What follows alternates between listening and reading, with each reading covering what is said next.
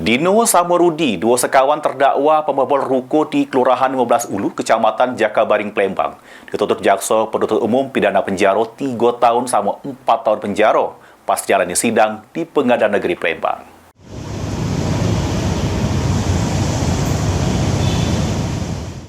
Akibat perbuatannya yang sudah melakukan pembobolan ruko di Jalan Anggrek Raya, Kelurahan 15 Ulu, Kecamatan Jakabaring, Palembang, sehingga berhasil membawa 9 pak odot sama duit tunai 17 juta rupiah.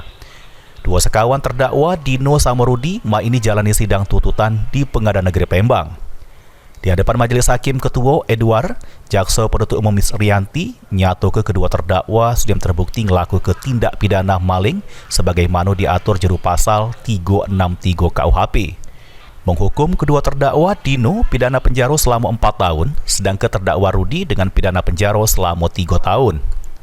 Yang terdakwa bersama terdakwa Dino telah tersebut datang dan dengan bersama dengan pidana 2 sebagaimana dia sudah dipidana dalam pasal 363 dan 4 dan 5 KUHP dan dakwaan untuk terdakwa Rudi Supriyadi bin Hasan Nasir Hasan Lutfi selama dengan pidana penjara selama 3 tahun penjara dan terdakwa Dino bin Ruslan selama 4 tahun penjara.